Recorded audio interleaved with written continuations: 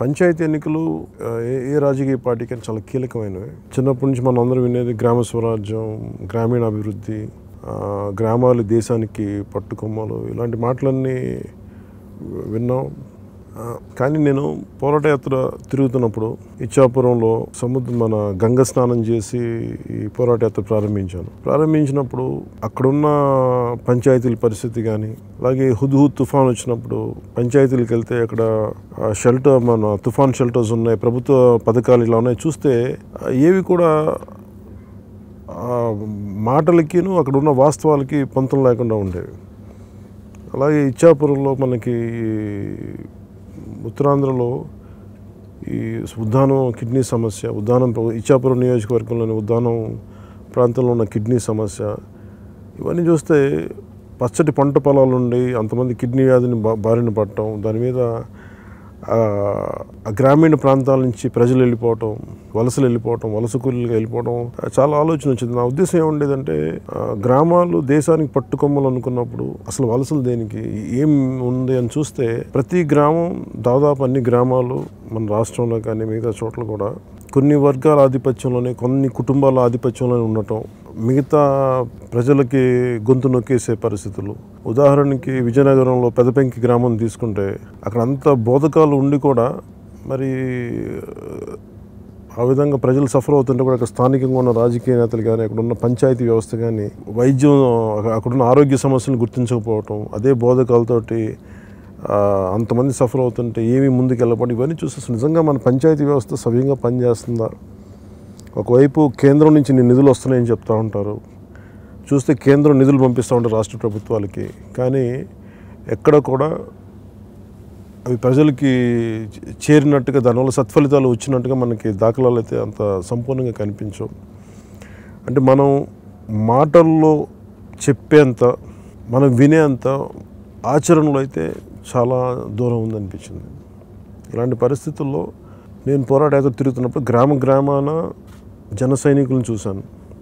జనసేనకి నాయకులు ఎంతమంది ఉంటారో నాకు తెలియదు, కానీ జన సైనికులు లేని గ్రామం అయితే అంటూ ఉండదు. నాకు అనిపించేది, ఇలాంటి చోట్ల ఈ పంచాయతీ ఎన్నికలు వచ్చినప్పుడు వీళ్ళు నిలబడి వాళ్ళ గ్రామాలకు ఆదర్శంగా నిలబడితే బాగుంటుంది అనుకునేవాడిని.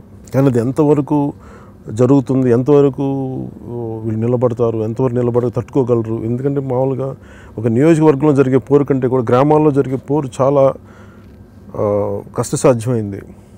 నేను పొద్దున్న లేచినప్పటి నుంచి ఎదురు బదురులు చూసుకుని ఊరు విడిపోవడం చాలా కష్టం పార్టీల పరంగా. ఇలాంటి పరిస్థితుల్లో అసలు నేను అనుకున్న సాధ్యపడద్దు అనుకునేవాడిని. కొత్త పార్టీ ఏళ్ళు అనుకోవాలని ఎంతకాలం పడద్దు అనేది ఒక ఆలోచనలో ఉండేవాడిని. కానీ నా వంతు ప్రయత్నంగా నేను చేస్తూ ఉంటే, కామన్ మ్యాన్ ప్రొటెక్షన్ ఫోర్స్ నేను 2008లో ప్రారంభించడం నేను అనుకుంది, కొత్త నాయకత్వం రావాలి, గ్రామ స్థాయిల నుంచి రావాలి, ఒక సైలెంట్ రెవల్యూషన్ రావాలి. మన ఈస్టర్న్ యూరోప్లో జరిగినట్టుగా ఒక వెల్వెట్ రెవల్యూషన్, అంటే అధికారాన్ని అమాంతంగా కాకుండా ఒక క్రమక్రమంలో మార్పు రావాలి. ఇలాంటి విధంగా ఒక వెల్వెట్ రెవల్యూషన్ రావాలి. అది యువత వల్లే సాధ్యం అవుద్ది, ఆడపడుచుల వల్లే సాధ్యం అవుద్ది అనేది చాలా గాఢంగా నమ్మేవాడిని.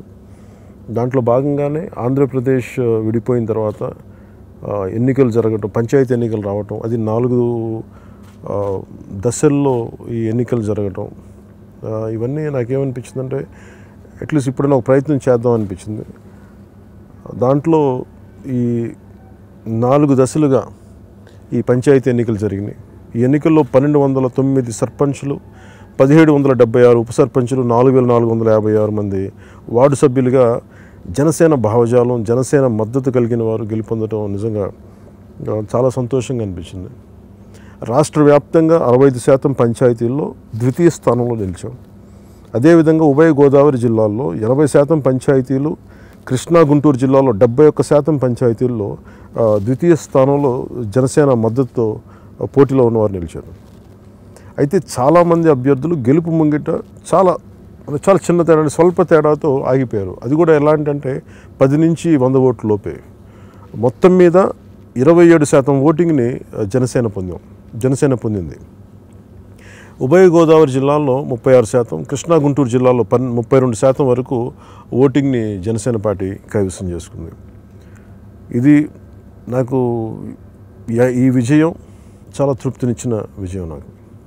అంటే ఇప్పుడు నేను చెప్తున్న ఫిగర్ కూడా ఈ 1209 సర్పంచ్లు కానీ మిగతా డేటా అంతా చాలా కన్జర్వేటివ్గా చెప్తుంది. దానికి కారణం ఏంటంటే, ఉదాహరణకి ఒక గుడివాడలో ఒక స్థానిక ఎమ్మెల్యే సొంత ఊరిలో కూడా జనసేన కైవసం చేసుకొని కూడా అది వేరే పార్టీ దాన్ని చెప్పుకోవడం, మా వాళ్ళ విజయంగా చెప్పుకోవడం, ఇవన్నీ చూస్తే అలాంటివన్నీ నేను లెక్క వేయట్లేదు. అవన్నీ కాకుండా చెప్తాను. అలాంటి ఇంకుంటే అది ఇంకా మనం ఎక్కువగా చెప్పచ్చు, కానీ నేను వాటన్నిటిని కన్సిడర్ చేయట్లేదు. ఎందుకంటే ఆ స్థానిక ఉన్న పరిస్థితులు ఏంటో అనేది నేను వాటి మీద ఎక్కువ దృష్టి పెట్టట్లేదు. కానీ మేము సాధించింది అయితే ఇంత బలమైన శాతం ఓటింగ్ సంపాదించాం.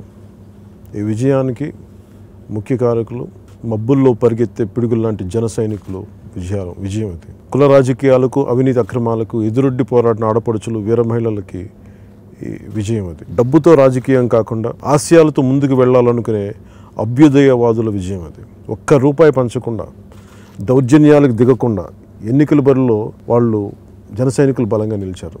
వాళ్ళపై దాడులు జరుగుతున్నా కానీ అధికార మదంతో ఎదుటి వాళ్ళ తలలు పగలగొట్టి రక్తసిక్తం చేసిన కుట్లు వేయించుకుని మరి ఎన్నికల్లో జన సైనికులు చాలా ధైర్యంగా నిలబడ్డారు. దానికి దుమ్మలపాలమే నిదర్శనం.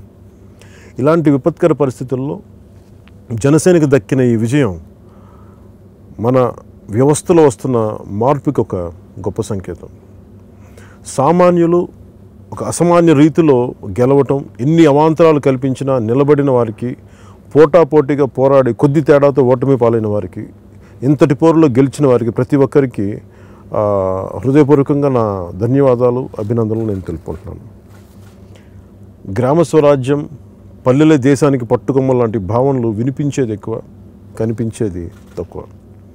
కార్యరూపంలో కనిపించే అభివృద్ధి తక్కువ. గ్రామాలకు నిధులున్నా వాటిని అందని పరిస్థితులు కల్పించారు. ఈ పరిస్థితులను ఎప్పటికప్పుడు పరిశీలిస్తూనే ఉన్నాను.